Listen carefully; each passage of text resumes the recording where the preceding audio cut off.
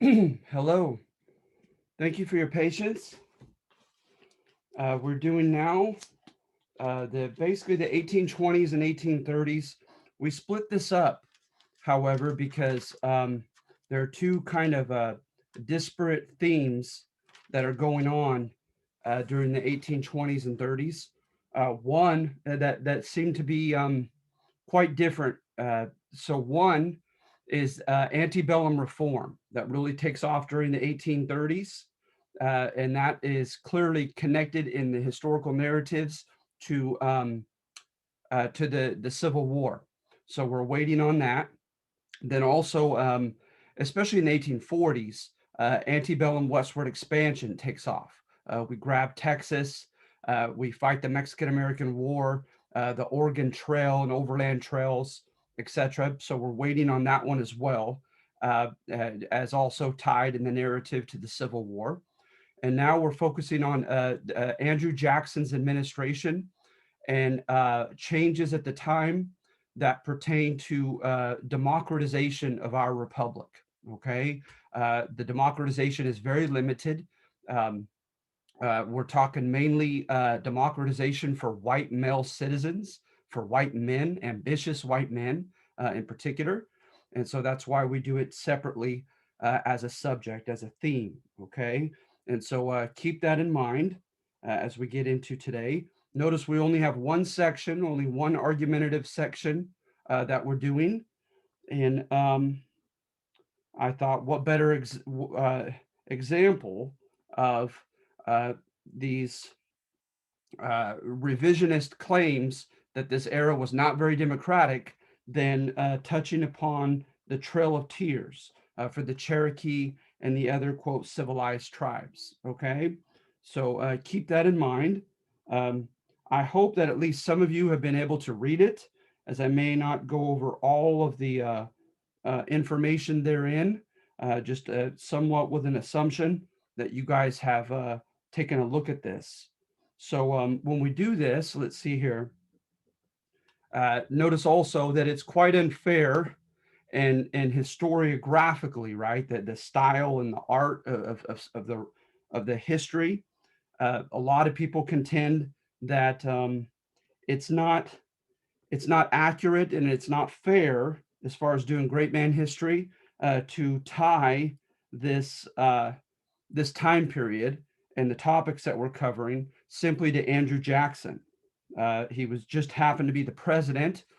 He should have won in 24, but he won in 28 and 32, 1800s, of course.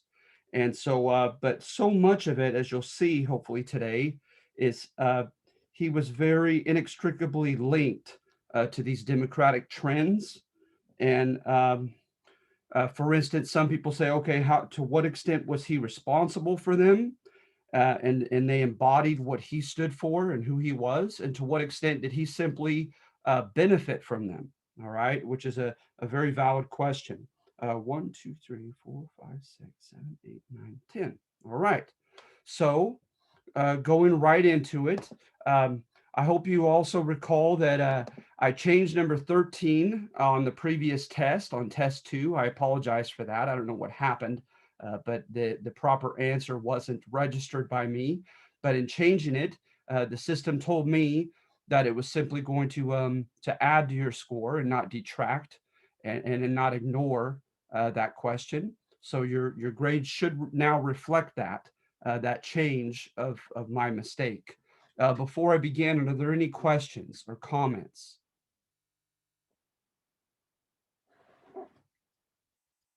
Okay, so getting into the Jacksonian time period, right? Uh, in what ways was the system, was society democratized, right?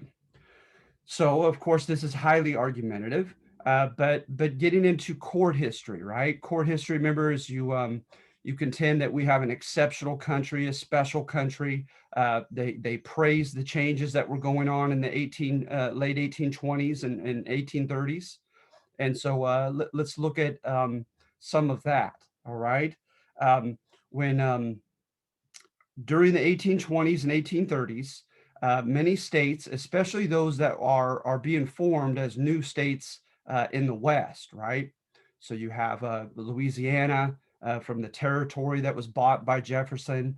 You have, of course, Tennessee and Kentucky just prior to that. So these Western states, right? They're going to, in particular, they're going to they're going to branch out as far as enfranchisement or citizenship rights. And the main thing that they're going to do is they're going to take away property requirements for citizenship. Remember, that comes from an English tradition. They oftentimes use the term stake in society, that if you don't own property, you don't have a fundamental stake in society. You haven't proven to be a responsible member of society, that if something threatens the republic, you don't have a lot to lose. And so hence you don't have a private stake in losing something.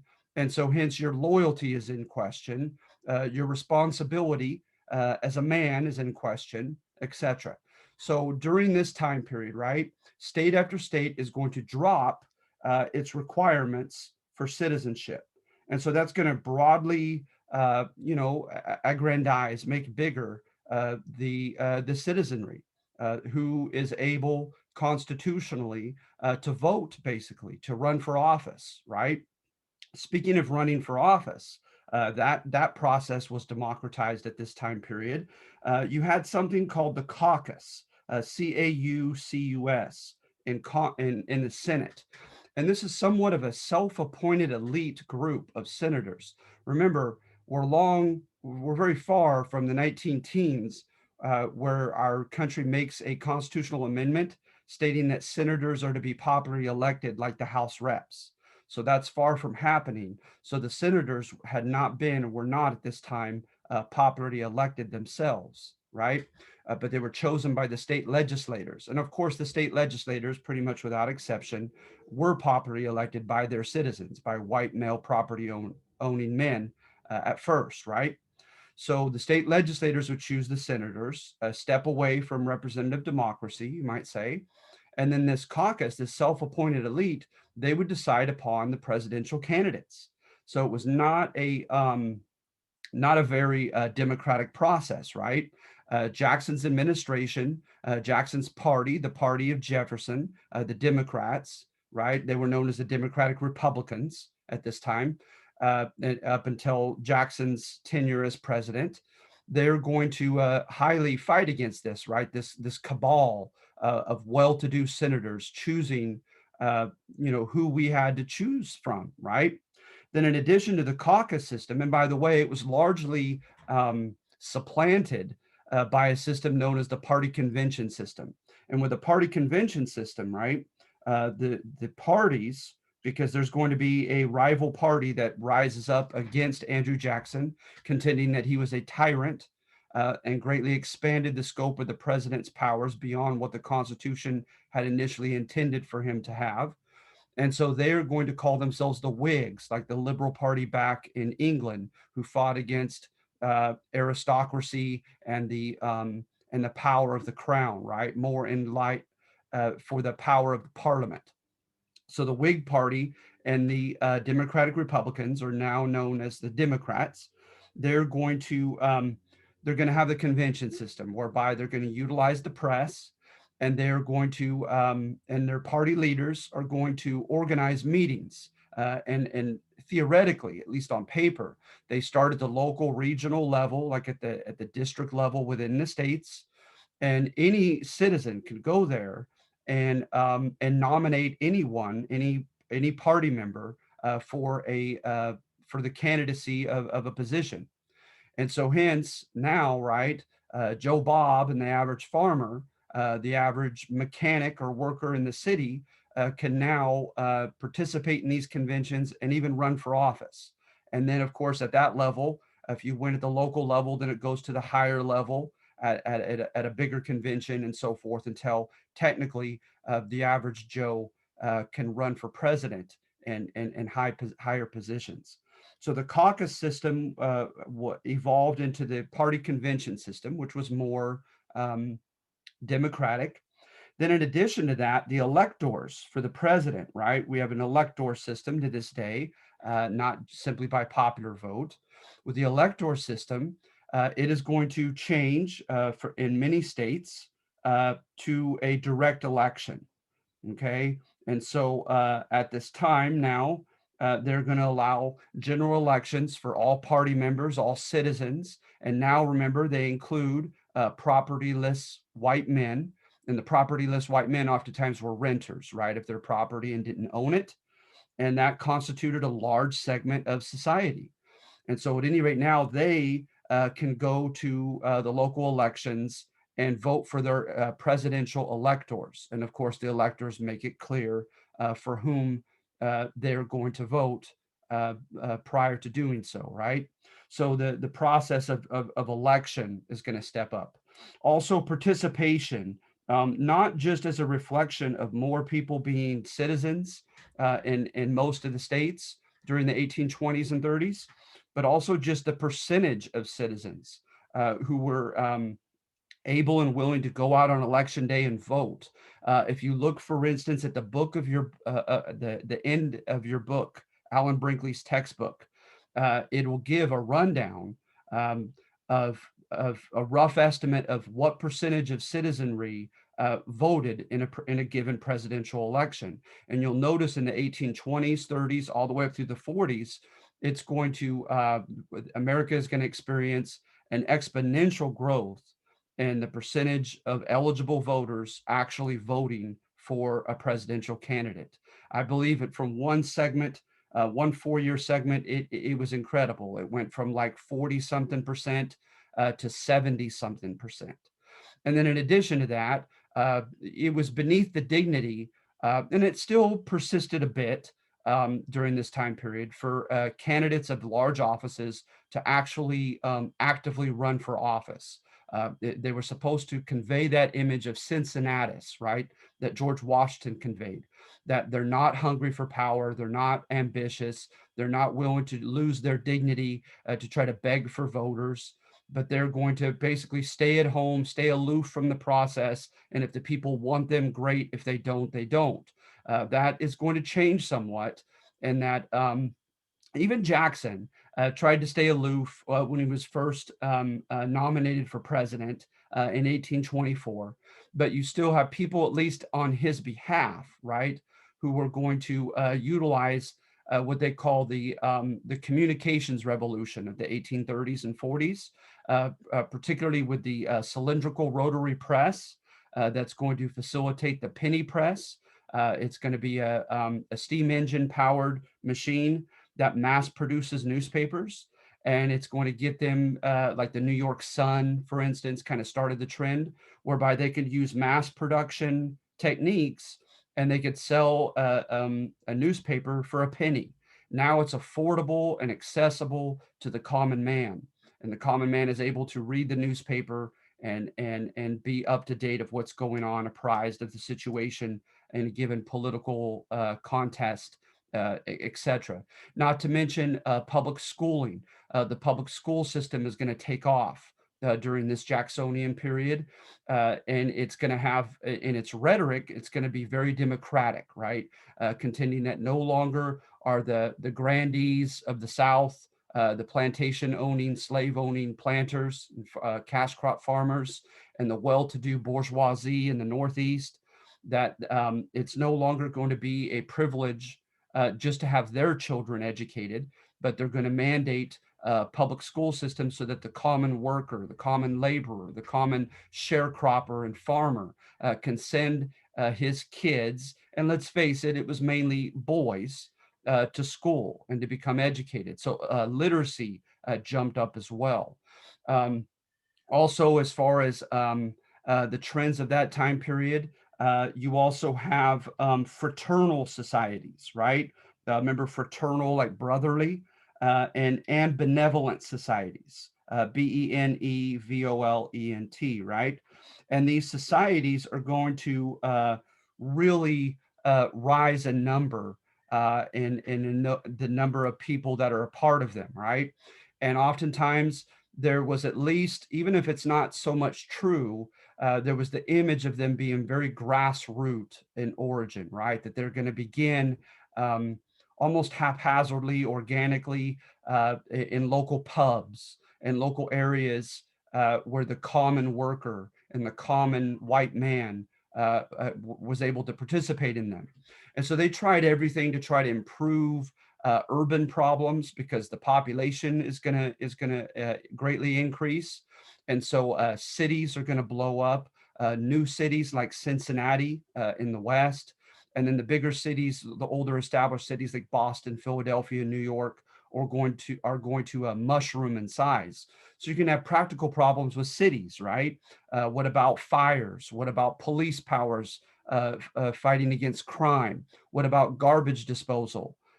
What about housing and the dilapidated and unsanitary conditions where a lot of the factory workers and others lived in the inner cities? So they're gonna try to tackle practical problems, but also and try to ameliorate what they thought were issues that needed to be dealt with, right? But they also are going to greatly get involved in politics, and so now you're going to have an increase in political rallies, right? Just something as simple as just parades with eagles and animals and all this pageantry to try to gain the community's attention. Again, like I said, those who are going to the polls to vote, the percentage and numbers are going to mushroom at this time. You're going to have press conferences from political candidates, right? Whereby, granted, they're not going to be extemporaneous, where they could just have anybody from the crowd ask them any given question and be held accountable to giving an answer. Oftentimes, they were scripted. They took particular questions in advance, but at least it gave the image that they were now beholden to the common man, and they needed to win his vote, right? So then you have the argument that this might lend itself to demagoguery. Remember, a demagogue, the Greeks were afraid of this with any type of democracy. Remember, the demos are the common people in Greek. A demagogue is someone who pretends to be one of the common people, right? But in particular is not really, and doesn't really secretly, privately believe him or herself to be one of the run of the mill regular people. And so they learn the emotional buttons, right? And the intellectual buttons to push in order to gain followers and to gain votes. They realize what the people want, what they hate, what they're afraid of, etc. Right? And they manipulate those feelings and those desires and those fears and hatred, etc. And another negative connotation to that, right, is people call populism. And with populism is you kind of sometimes appeal to the lowest common denominator. So, for instance, what has been big in American history, sadly, is xenophobia. Xenophobia, right? Xenophobia. Xenophobia is a fearful hatred of things outside your realm of familiarity. So, people outside your ethnicity, people from a different socioeconomic class, people from a different nationality immigrating in, Native Americans, African Americans. Those might be examples of xenophobia. And so, hence, if you sense that the populace has a fearful distrust of that given demographic, instead of trying to polish their worldview and instead of trying to broaden their horizons, you play on that, you run with it, right? And so, hence, for instance, at this time period, that there's a great fear and hatred toward Native Americans, you just curry that, you just run with it, and contend as a politician that you're against them as well, and you'll give them what they want in exchange for their votes. The whole quid pro quo, right? You vote for me, and I'll address the issues that you want. With Andrew Jackson, he's going to popularize a term known as popular mandate, right? Like mandato in Spanish, that there is a demand from the people themselves. They're insisting on a given issue, and therefore he, as the elected politician, is beholden. It is his constitutional and natural obligation and responsibility to give his voters what they want, right? So hence, this is all what I'm mentioning on the latter part, uh, pivotal to the Trail of Tears, right, with the Native Americans. Also, you have the revisionist contentions of historians like Richard Hofstadter, Hofstadter. Richard Hofstadter, I'd highly recommend. Very, very seldom do I recommend an historian who's writing in the 60s, because usually, right, information comes to light, new thought-provoking theses are brought forward by historians long after that, that change the way we look at something. The data literally has been enlarged. So oftentimes old history books are kind of passe in that regard. But Hofstadter, his thesis still carries strongly.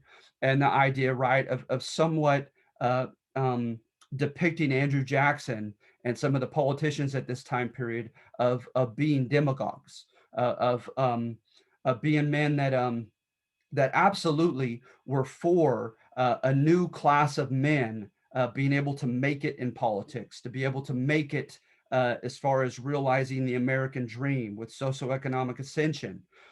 However, right, that they may have solely focused upon an elite group within these outsiders, right? People that they perceived and identified with themselves, the better sort, a term that was used back at the time of Jefferson and will be renewed by Jackson, is natural aristocracy, right?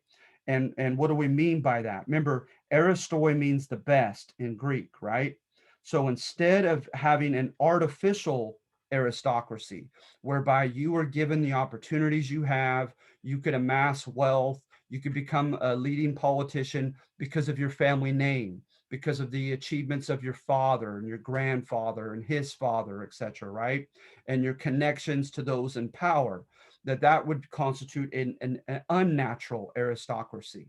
But with natural, right, those who were born with the best qualities, right? Those who were born as the most ambitious, the most intelligent, the most business savvy, the most political savvy, right? That those people ought to rise from their humble origins and become the rightful leaders over the regular common hoi polloi, if you will, the regular citizenry that's not quite as talented, et cetera, et cetera. So Hofstadter, he points that picture toward Andrew Jackson, that Andrew Jackson, yes, came from humble origins, uh, um, but that he clearly saw himself as anomalous, as unique, as standing out, that he was more talented, more ambitious, and more qualified than the average, common, humble American man. And so, hence, people like himself were the ones that he focused upon, that he wanted other men like himself, talented, ambitious men from humble origins, to be able to make it and lead over their generation, so that there was a sense of elitism uh, in Andrew Jackson and some of the political leaders of that time. And again, with demagoguery, you have the term that they use of log cabin campaigns, right? And log cabin campaigns, I think who better to exemplify that than William Henry Harrison.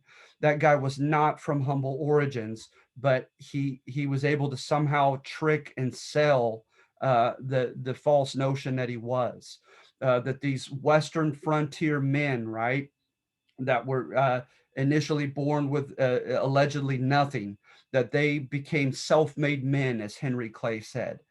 They earned their stripes, they earned their rise, and hence they deserve the respect as the natural aristocrats that stood out from the rest, and that they should be entrusted with the leadership positions of their generation. So they tried to outdo one another and trying to contend, right? Like I think of Davy Crockett, right? Saying, hey, I was orphaned at a young age. I came from the Western periphery, right? Away from all the positions of power initially during the colonial era and the positions of royal patronage with the British. And I roughed it out in the wilderness, and I started a business or two, and rose up, or I rose up through the military ranks, and hence I've earned my leadership, and I also am one of you, right? One of you commoners from whom I'm trying to earn a vote. And so it becomes very interesting at this time. So for Andrew Jackson, Hofstadter says political offices fell to him like ripe fruit from a tree because he just happened to be from a perfect background. Even his temperament and the culture that he adhered to seemed to adhere perfectly his timing of being born and raised in the West, right, in Tennessee, worked out perfectly for his own rise. So, for instance, he had a Scots-Irish background, and the Scots-Irish had a reputation. They developed one rather quickly, right, as a rebellious and poverty-stricken demographic from the British Isles. A lot of them came, and their spokesperson for a while was Daniel Boone during the War for Independence.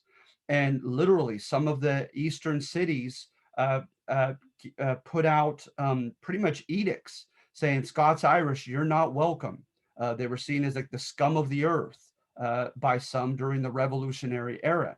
And so, hence, we don't want you to come into North Carolina. We want you to keep going through the Appalachians, right, in the Cumberland Gap, and make your way to present day Kentucky and Tennessee, as so many did.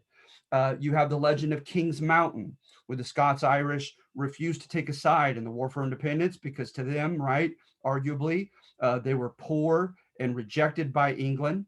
One of the reasons why they came here to begin with, but that they were rejected by the American citizenry as well and leaders.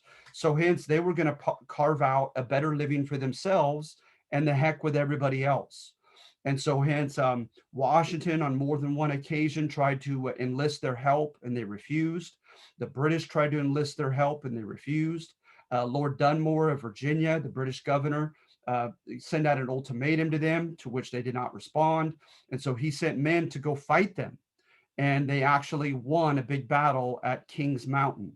And then after they won, they got a congratulatory note from Washington saying, now come join us. We're proud of how well you fought against the British. And they basically said, no, thank you. To which Washington basically said, I'll deal with you later. So the Scots Irish, right? And the fact that there was like a logging accident, and Andrew Jackson's father died when his mother was pregnant with him. So he never knew his own biological father, and then his mother and two brothers died during the War for Independence, and so he was orphaned by about 14 years of age.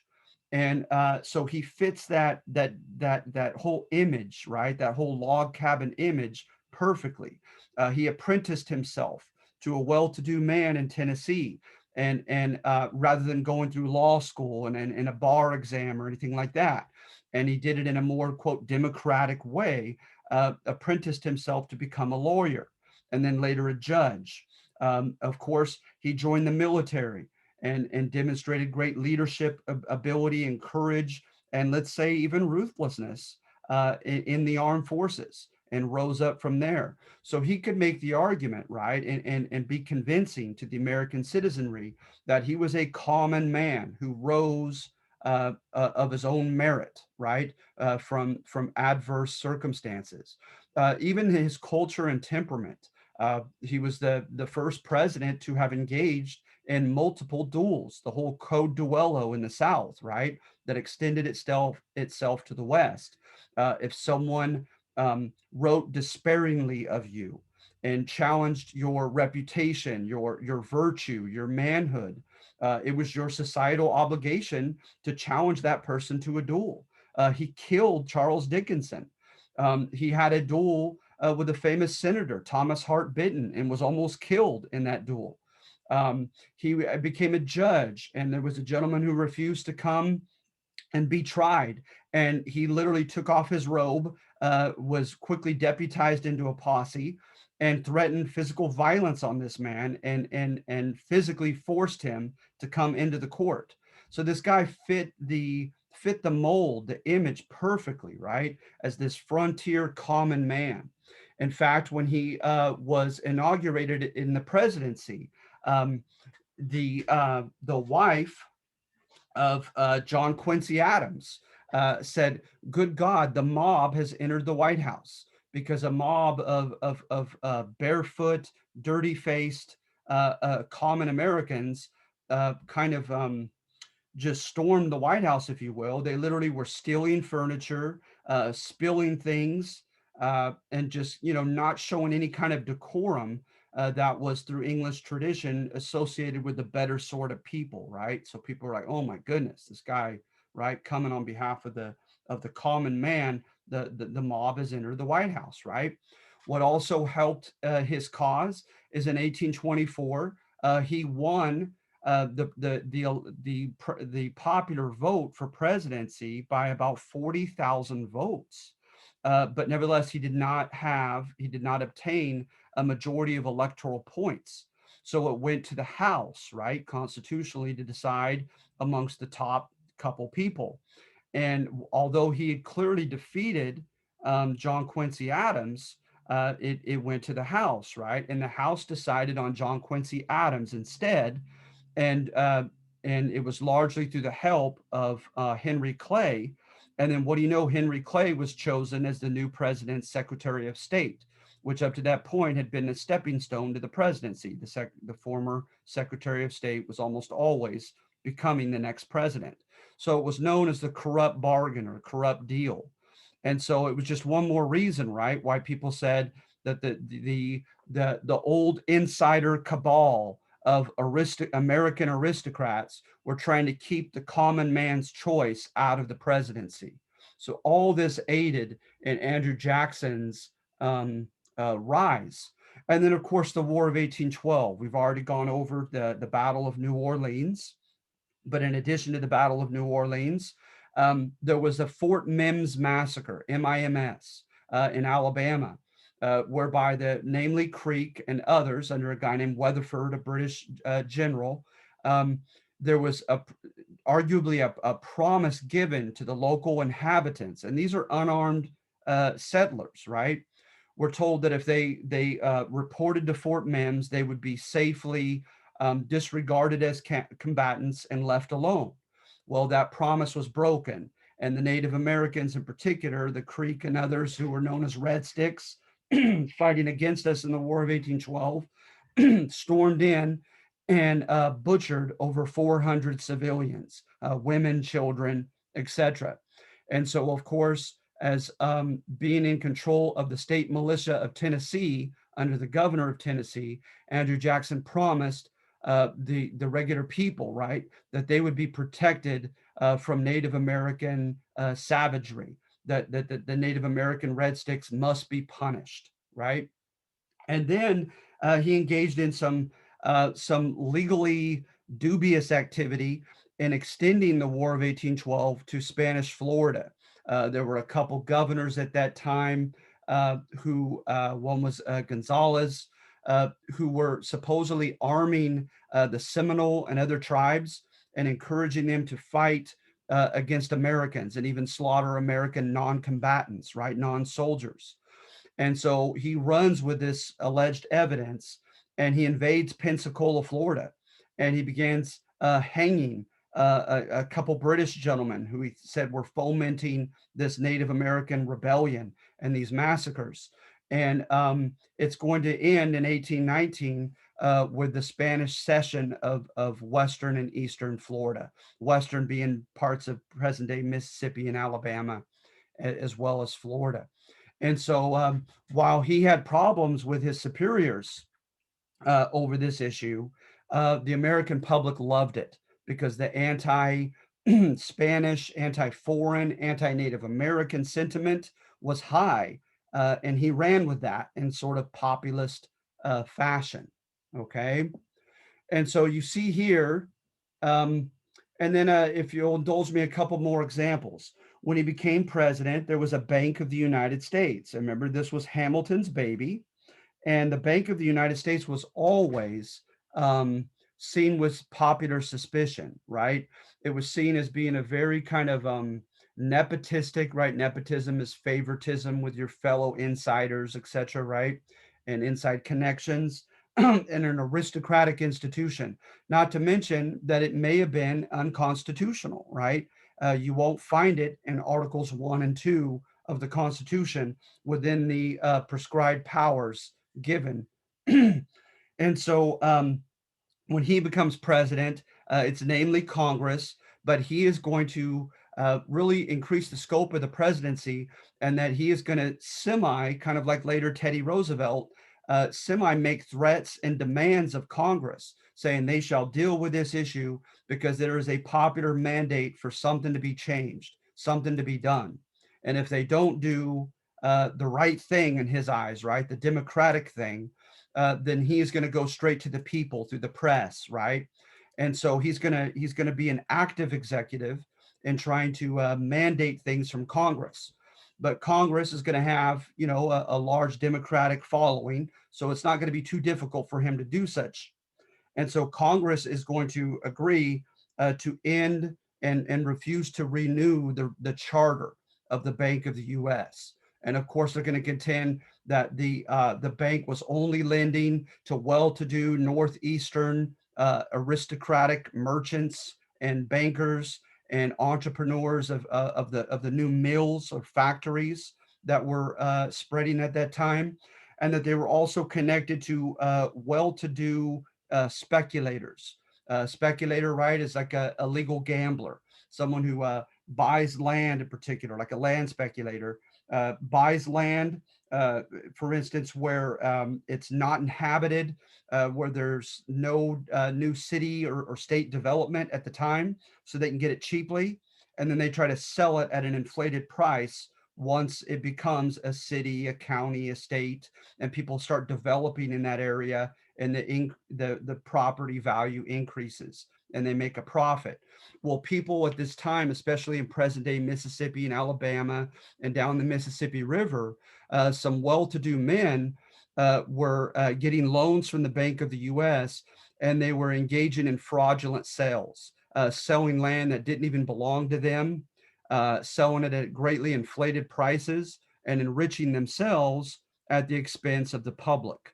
And so hence it was a very kind of democratic or populist idea, was to be against this bank, his war on Nicholas Biddle's bank. So he that carries over, and then to add to the democratic image of all this is he encourages the development of what were known as wildcat banks, right? Where he wanted more inflation, more money to be printed and to be accessible to the states and local regions, of course, ostensibly, so that loans could now be available to the common, poor, white, ambitious man. Because remember, the way to the American dream, largely at this time, was not yet through academia, as I might make the argument today, but by entrepreneurial pursuit, right? By starting a business. And of course, at this time, because we're not industrialized, yet, not in many sections at least, we're just beginning that at this time. Might make the argument that numerically, the most common form of entrepreneurial, pursuit of wealth was through cash crop farming, to try to get a loan, buy land, and instead of being a mere subsistence farmer and growing your own produce for your family, you focus on one particular crop and sell it at a market for profit, right? And so, at any rate, with these wildcat banks, there was a notion that they would provide the needed loans to the poor, white, ambitious common man, and allow him to start a cash crop farm, for instance, etc. And of course, though, historians connect these wildcat banks and inflation at this time to the subsequent panic in the late of 1836.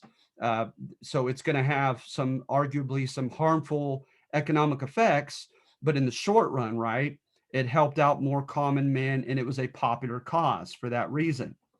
And so you have the war on the Bank of the U.S., right, and then you you have another person that I need to mention. All right, Very, very interesting book. Is you had a gentleman named Alexei de Tocqueville. Uh, let me try my best here. Tocqueville, spelled like Alexis.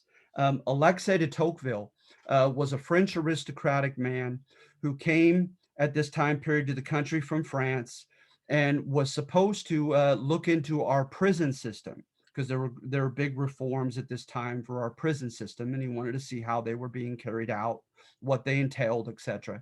But instead, he became so interested and enamored with Americans and their culture and their ways and their behavior that he instead wrote a book known as Democracy in America, and it's a classic.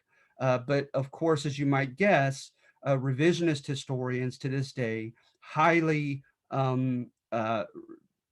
highly disagree. They try to refute his major claims because his claims, right, kind of advocate or support American exceptionalism, that we were at this time period, especially a special, a unique country, in some ways better than the average country. And how is that? Well, right off the bat in his book, he contends that the most striking, salient thing that struck his attention about America was its relative equality of condition. That there was not this great disparity between the rich and the poor that he found back in France, that a lot of Americans were of a kind of middling, humble economic station. That a lot of them owned a small little portion of land, farmed on it, and met their needs of minimal comfort. And so, hence, a kind of Aristotle's middle class society, if you will, right?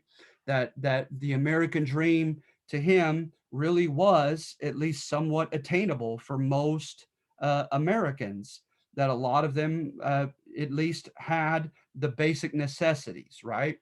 And he said also that their that what came with that really elicited his attention, and that is their expectations, that the average American expected to better his lot.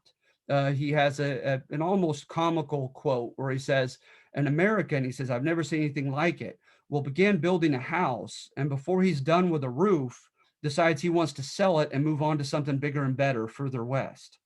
um, that Americans, right, that they refuse to defer to the northeastern and the urban bourgeois and better off and more old wealth counterparts. That they felt just entitled as that other group to all the rights, opportunities, privileges to be able to participate in government. That they had that expectation, that this almost this haughtiness, right, almost this cockiness of the average American who expected to live well and to participate in all the major institutions in America, just as their better sort did. And so to him, he was very fascinated by that. But what he also contended, right, is he said that he was a little bit concerned that Americans were excessive in that regard, right? He said, for instance, that Americans tended to be pretty xenophobic. That if you were from a poor station and humble origins, if you were from somewhere outside a major city, that was their ideal at that time, right? That you were a good red-blooded American, but that there was a distrust of urbanites, of those who lived in the big cities, especially those who were well-to-do in the big cities, that there was a distrust of the intelligentsia, of those who had college education and were well-learned men, that there was a distrust toward them. There was a distrust, of course, toward bankers and the well-to-do that were highly in a privileged position in our commercial economy, right? And of course, there was a distrust of outsiders ethnically and nationally, right? Irish immigrants flooded in, especially in the 1840s. German immigrants flooded in. Of course, xenophobia toward African Americans, and also the continuance, and this is argumentative, but a continuance of the vestiges of coverture toward women, that women are different by nature, and they're meant to stay in the domestic realm, in the home, and not to be afforded the same opportunities as men. And so, hence, what he contended, right, is that Americans were guilty of tyranny of the majority. Okay. And as you know, the term tyranny, right, uh, that the majority of people were somewhat tyrannical toward minorities, right? And so that he saw an ugly side to what he was in other respects impressed by in America. And so he, for instance, said he was concerned, and this is another democratic change, is judge positions, right, at the state and local levels began to become elected rather than appointed. And remember, to the founding fathers, the conservative federalists in particular, they wanted a check on the desires of the masses, right? The whole idea of equilibrium in government, right, under Montesquieu, that you don't want too much democracy for this reason, for fear of the tyranny of the majority, that the majority of people will be led by their passions, by their discriminatory stereotypes of other people, by their xenophobia, by their own ambition, et cetera, right? And that who better to put a check on those passions than unelected, well educated judges, right? Who didn't have to worry about making the popular decision, but could make the morally right decision and not worried about being ousted by re-elections because their decisions were unpopular. Because after all, right, sometimes in American historiography, we contend to this day that the right decisions were not the popular decisions. I mean, my goodness, Brown versus the Board of Education, 1954, right? To desegregate schools. That was not popular in Kansas or anywhere else throughout the South. That would not have passed by way of a referendum, a popular vote. So we see that in this case with the Trail of Tears, right? A guy named William Wirt took the cause of the Cherokee and the other civilized tribes to the Supreme Court and made some of the following arguments, right? For one, he contended that they were willing to assimilate. When you look at the Treaty of New Echota, ECHOTA, that granted land to the Cherokee and acknowledged, right, that they are um, a sovereign people inside the United States that are not beholden to state sovereignty, that they're like countries within the country. This was further, buttressed by the McIntosh case, MCINT let's see here, MCINTOSH. The McIntosh case solidified that decision that Native Americans are a separate country within the country, and that at least those that were not, leaving their tribes and assimilating toward the white man's culture, and that they were held under federal sovereignty, not state sovereignty. Okay, so that's important to remember constitutionally. But that when you notice, right, during this time period, you find a kind of a schism amongst the Cherokee and other tribes where they're going to have part of their leadership embrace assimilation and part of them fight against it. Well, a lot of the rightful leaders began, for various reasons, to choose to assimilate. So, hence, they encouraged religious leaders and church institutions to come in and educate their Native American children.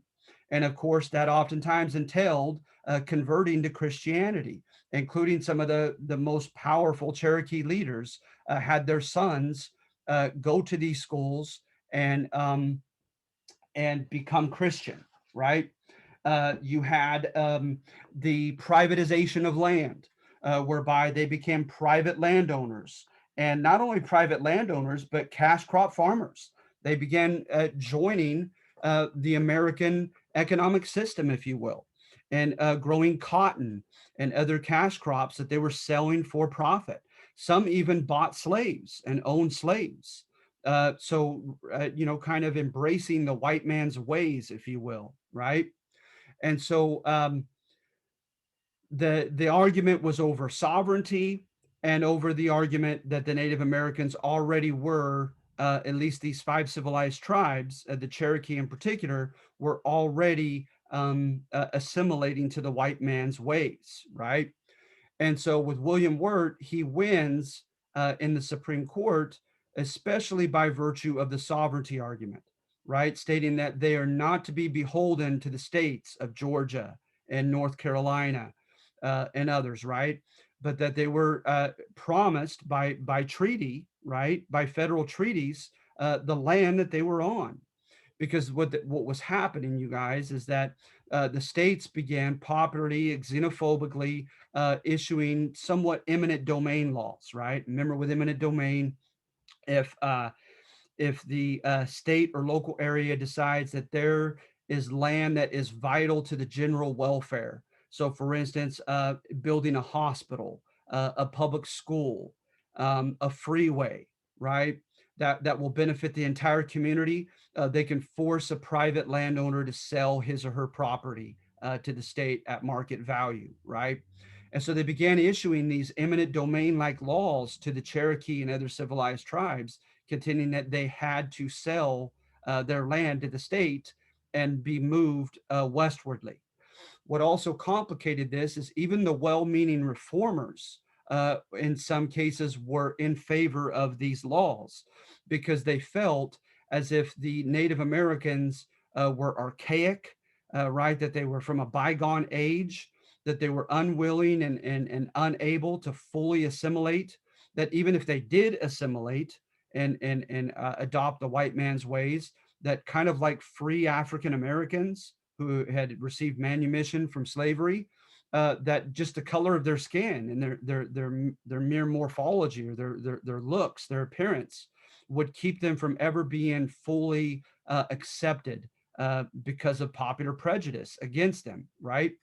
And so hence, because it was impossible, supposedly, for them to be integrated or joined into, right, socially, economically, and politically into white society, that hence conflict would become inevitable, since they could never be fully accepted, that it would just be a matter of time where conflict would rise. And in the midst of that conflict, the result would be inevitable, just by mere numbers alone, technological superiority, that the pale face, the white man, would inevitably win and destroy them. So hence it was for their own good to be removed to these Western reservations, right? Where they could preserve their ways, where they could preserve their lives and existence as an autonomous, separate people. And so, at any rate, like I said, you're not only going to have xenophobic, um, uh, common white American men who were racist toward Native Americans, but you're even going to have well meaning reformers who want this to happen. So, hence, when the Supreme Court decides in favor of William Wirt and the Cherokee and says, no, a federal treaty trumps a state law any day, right? As far as sovereignty and power and jurisdiction, the federal government is more powerful than the states. And if a federal treaty grants that land to the Cherokee, then a mere state law can't nullify that.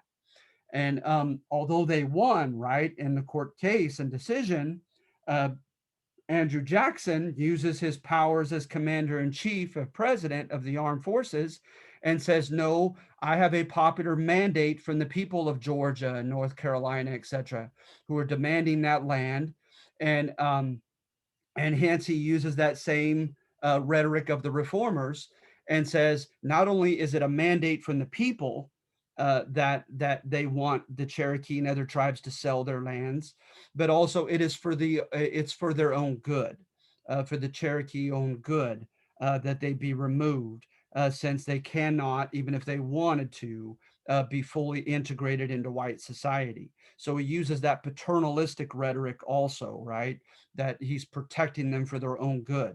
So he actually defies the Supreme Court decision, and moves in the armed forces in favor of the state eminent domain laws, to forcefully remove the Native Americans.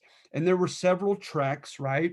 But one of the most infamous You had about a sixth of the people die from the trip. One particular case, one of the Cherokee sons who was responsible for signing it, and a handful of three or four others were murdered by other Cherokee for touching the white man's pen and deciding on, on something tantamount in their eyes to treason, and turning their back on their own people and signing this order with the state governments. And so it's just a sad, sad case. And then, of course, to this day, you could watch documentaries, right? And you look at some of the reservations, like in Washington State, in Alaska, and other areas, and you could find, it's just a big sociological lesson, right? That you find the highest unemployment rates, the highest suicide rates, the highest rates of dependence upon alcohol and drugs, the lowest rates of collegiate education attainment, just really sad statistics on some of these Native American reservations to this very day, right? Whereby they contend that there exists a culture of poverty, that they truly feel marginalized, left out, kicked into the corner, without the same opportunities, without any hope of bettering their lives. And so it's a super sad story, this Trail of Tears, right? So I'm using that, right? And notice I say here, democracy, be careful what you wish for, right? And so clearly I'm adhering to that that concern of Alexa de Tocqueville's, that tyranny of the majority um, a real threat and reality during this time of Andrew Jackson's reign. So, are there any questions or comments?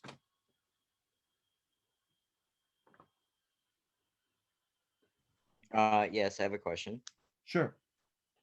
Is this going to be the last argumentative? No, sir. No, no. We have the alleged causes of the Civil War. I believe with the Civil War itself, it's not argumentative. If my memory serves me correctly, I'm asking you to choose a given topic and write independently on it. So we at least have one more argumentative after this, if not two. Okay, thank you. No problem. But yeah, we're almost done. We're almost done.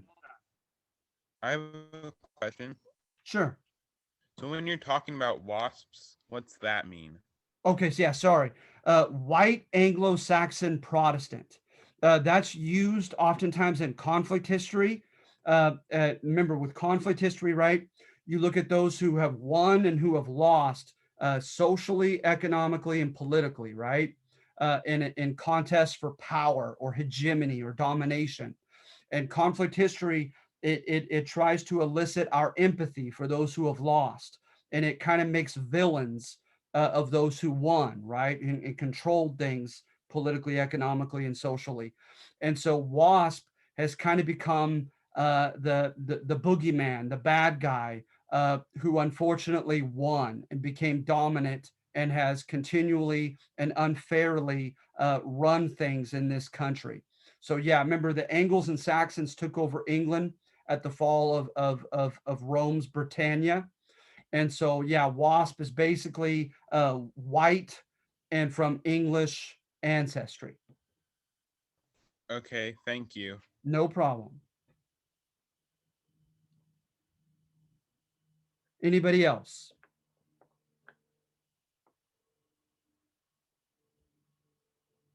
You guys feel a pretty decent command over this material to be able to excel on this assignment? Yeah, it's pretty straightforward sounding. Good. I think so too. Thank you, Joanna, for confirming that. Thank you, Claire Park. All right. Okay, so yeah, if there aren't any other questions, you guys, that's all I have for today. I have another question. Sure. Could you go over the Macintosh case a little bit more? Oh gosh, you know what? it was over sovereignty of land. It literally has been years since I read that case. I'm so sorry, Jaden.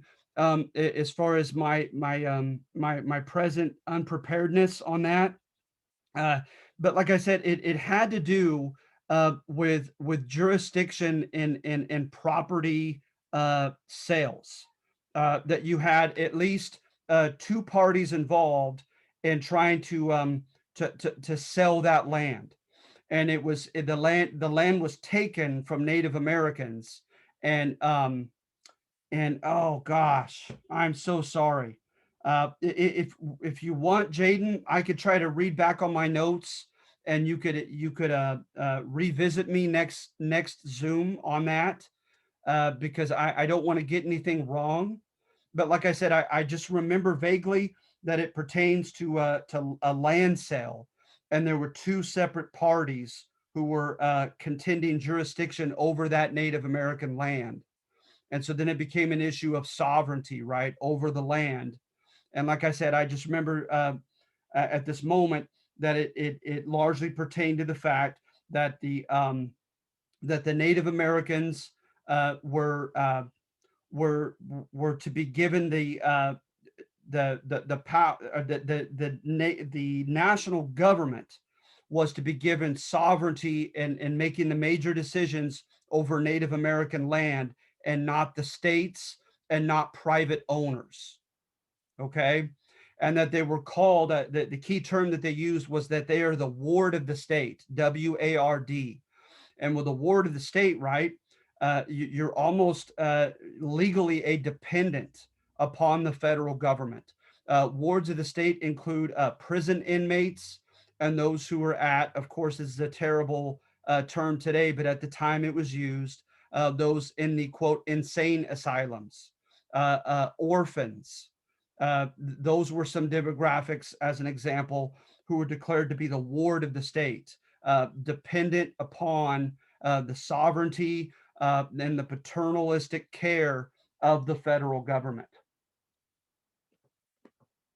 Okay, thank you. Sorry, Jaden. Yeah, it's been a while since I've read that case. All right, so anyone else? Mr. Cowell, I just have a couple questions about just some assignments, but I can talk to you at the very end. So I was just wondering if that's okay. Of course. Of course. Okay, thank you. No problem.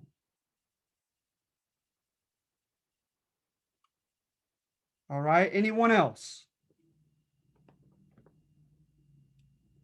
All right. So I'll go ahead and attend to her question, you guys, and you guys are free to leave. Thank you so much. I hope this helped.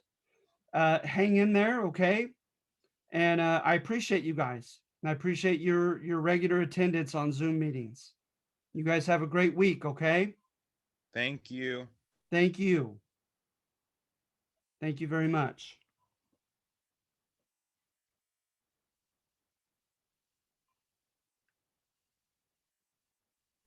Okay, so I didn't want to have to admit this as a millennial, but this online school has been kicking my butt this last month because I have had so many problems with internet and Canvas, and I don't even know if it's my Canvas or just my computer or whatnot. It's all getting looked at. I sent you an email a couple weeks ago kind of addressing the situation, but I got an email from my other teacher about a week later because I'd also sent her one too addressing the situation. Sure. And she said that Canvas works better. So let me just give you a really small summary of what happened. So sure. For the past month, I've been going every weekend to Corning, California to work with a show cattle supply company. Long story short, it's just gonna help me in the future make some connections and all this stuff for what I do. And every time I go, I assume that the Wi-Fi is going to be a lot better than I thought. I have a hotspot on my camper, I'm really prepared, whatever. And sure. Every time I go, I submit these assignments, and literally almost dead on every time, half of them submit. And half to some teachers, half to no teachers. And so I emailed you about it because I was I think it was you had one assignment or something, and the one of yours did not submit. I emailed you about it a little bit more in detail, but Sure. what I'm trying to say is I've had so much trouble with everything going on, and as well as your announcements for your Zoom meetings. They have not been coming up on my phone.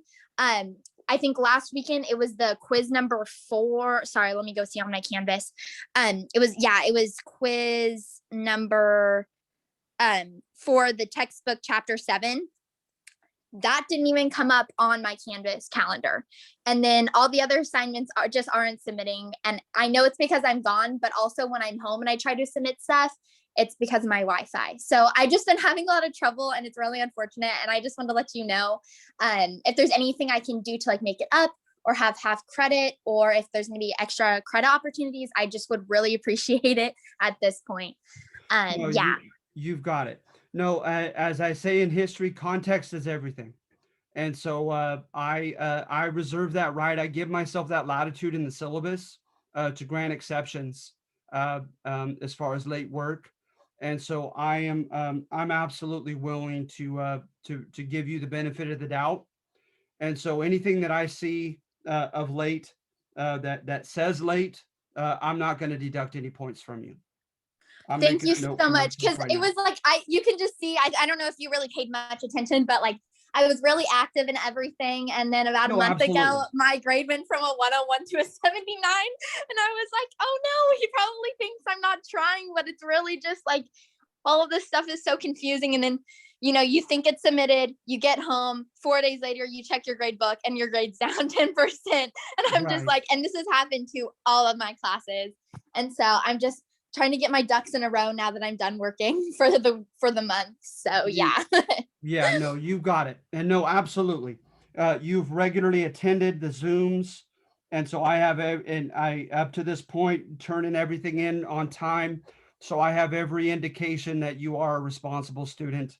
And have every Thank you. reason to give you I'm the really benefit of the trying doubt. to get that back up, because I applied for Texas Tech in the fall as an early transfer, like a year early transfer. Oh, good for And you. so thank you. And so I want my transcripts when they're submitted on May 5th to not be 78 in like all my classes. Of course. Just so it helps me. Yeah.